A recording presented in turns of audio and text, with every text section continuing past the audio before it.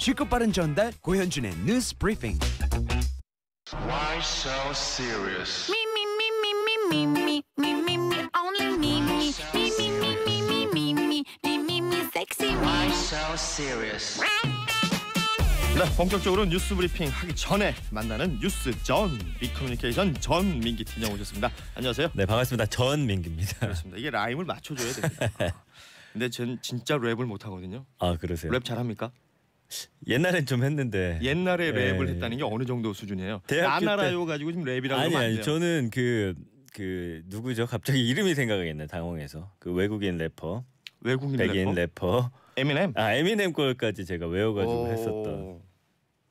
그 쓸데없는 짓을 했어요. 자, 아침 인사해 주시는 분들 좀 만나볼까요? 임미나님입니다. 저는 추움을 택할래요.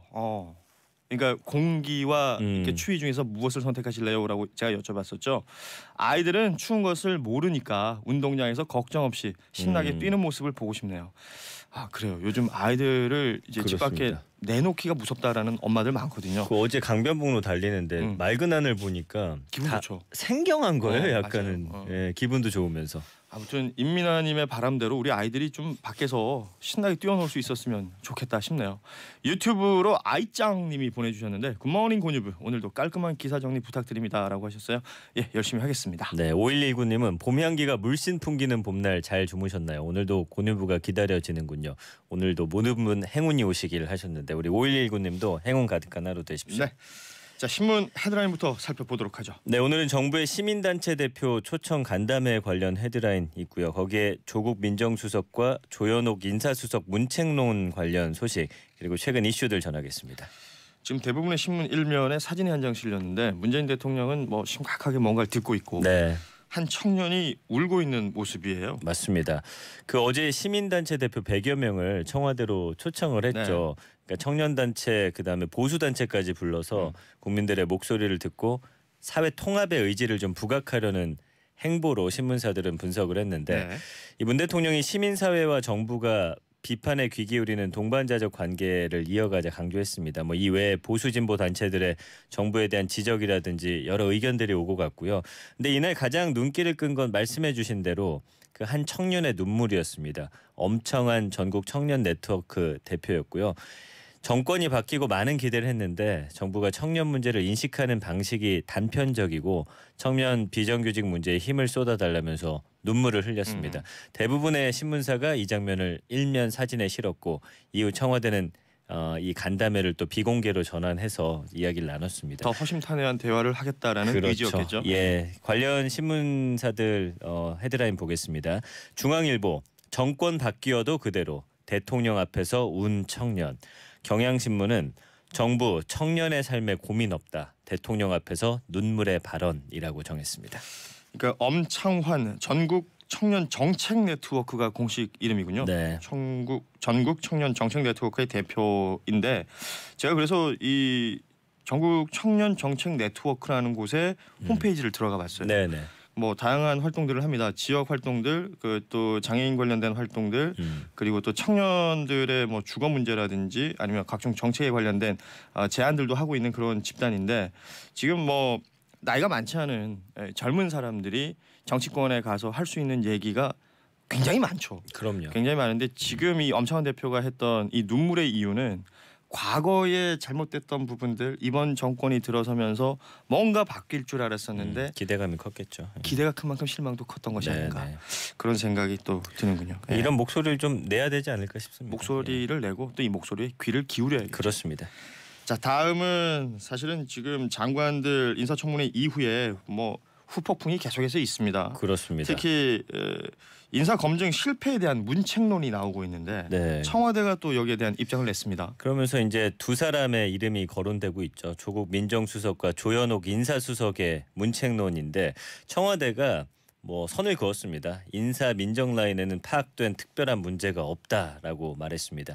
7명의 장관 후보자 중 이미 2명이 낙마한 상황에서 더 밀릴 경우에는 전국 주도권이 넘어간다는 위기감도 반영된 것으로 보이고 이렇게 흔들기에 나선 야당에 대해서 선을 그으면서 우리는 문제가 없다라는 면을 또 보여주고 있는 겁니다.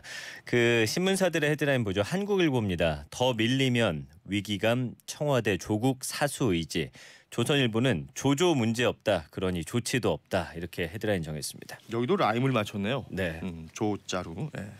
자, 이 얘기는 잠시 후에 이명선 기자와 좀 더 나눠보도록 하고요. 경제 소식 다루고 있는 동아일보 기사를 보겠습니다. 수출이 4개월 연속 감소하고 있다고요? 그렇습니다. 그 반도체 가격 하락하고 중국 시장 침체로 인해서 수출이 4개월 연속 감소했습니다. 수출 부진이 지금 장기화되면서 올해 정부가 목표로 한 2.6에서 2.7%의 성장률을 달성하기 어려워졌다는 우려가 나오고 있습니다.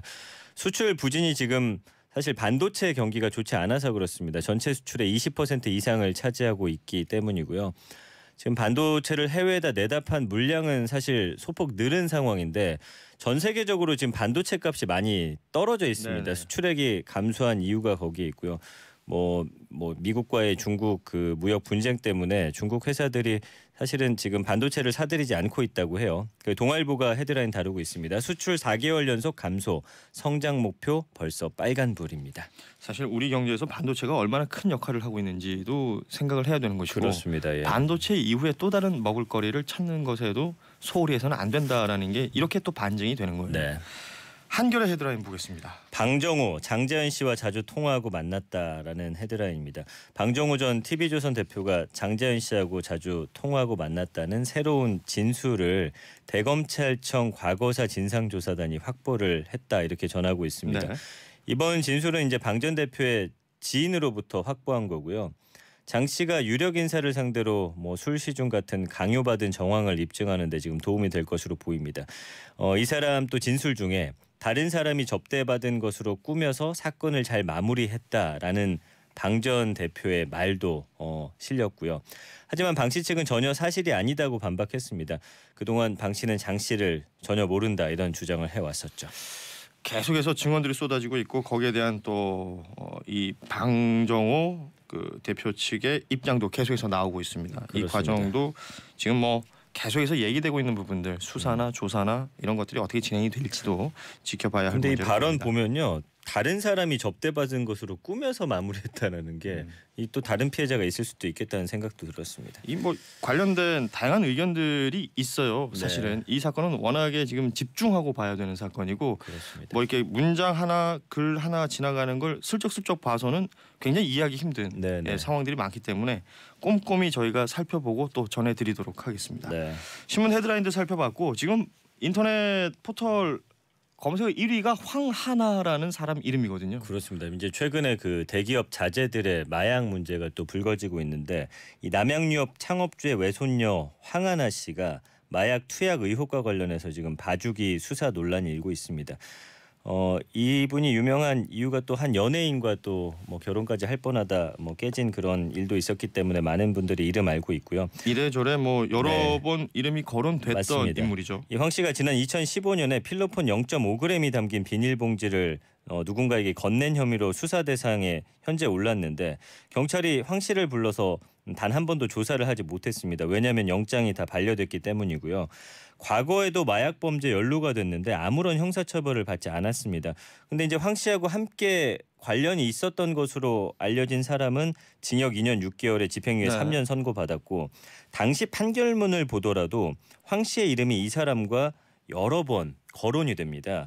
더욱이 황 씨가 지난 2011년에 마약류 관리에 관한 법률 위반으로 기소유예 처분을 받았기 때문에 봐주기 수사 논란이 나오는 그런 이유가 여러 곳에서 이렇게 짐작이 되고 있습니다. 잘못한 부분이 있는데 수사를 했는데 누구라는 이유로 그 사람이 어떤 특정 돈이 많다 아니면 누군가의 자제다 이런 것들 때문에 봐줬다면 이건 말이 안 그럼요. 되는 거죠. 말이 안 되죠. 다시 들여다볼 필요가 충분히 있어 보입니다. 네.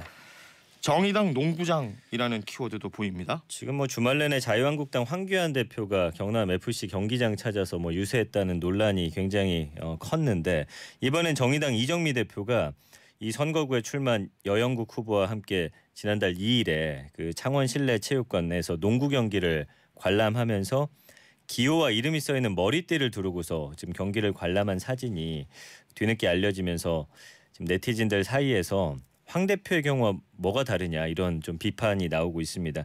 근데 이제 정의당에서는 홍보하기 위해서 카메라 앞에서 잠깐 머리띠 했을 뿐 황 대표의 경우와는 다르다 주장을 하고 있습니다. 어제도 사실은 정의당이 창원 실내체육관에서 그 플레이오프 경기를 관람하기로 했었는데 일단 이런 논란이 나오면서 취소가 됐습니다. 지금 뭐 창원 쪽은 그 LG 세이커스라는 그 그렇죠. 농구단이 예. 또 연고지인데 지금 플레이오프에 올라가 있기 때문에 아주 축제 분위기거든요. 네. 정치인들이 스포츠 즐기고 있는 시민들에게 눈살 찌푸리는 일들은 안 했으면 좋겠습니다. 사실 정의당 이 농구장 논란은 지금 사진 한 장에 대한 이야기거든요. 그렇죠. 이게 또 정치 공세로 자유한국당 측에서 뭐 지금 축구장 문제가 있으니까 또 이끌고 가고 있는 것은 아닌가라는 또 비판들도 분명히 존재해요. 맞습니다. 이런 부분들 시민들을 먼저 생각했으면 좋겠군요. 끝으로 짧게 하나만 더 보죠. 네. 김성태 자유한국당 전 원내대표의 이름이 또 등장을 했습니다. 네, 역시나 딸 문제 때문이고요. 2012년 KT 공채 당시에 지원서 접수 기간에 서류 내지 않았다라는 의혹 받고 있는데 이게 끝이 아니었습니다. 김 의원 딸이 다음 전형인 온라인 인성 검사에서도 불합격을 했다고 합니다. 하지만 이후 합격으로 처리가 됐습니다. 그 뭐 채용 규정 보면은 인성 검사에서 떨어지면 다음 전형 면접을 볼 수가 없는데 뭐 당연히 면접 받고 최종 합격했습니다. 여기에 대해서 김성태 의원 측은 KT 채용 과정에 개입하지 않았다는 입장에 변함이 없다면서 검찰 수사 지켜보겠다 뭐 이렇게 이야기를 했습니다. 우리도 함께 지켜보도록 하죠. 그렇죠. 예. 자 오늘은 여기까지 하겠습니다. 전민기 팀장이었습니다. 고맙습니다. 감사합니다.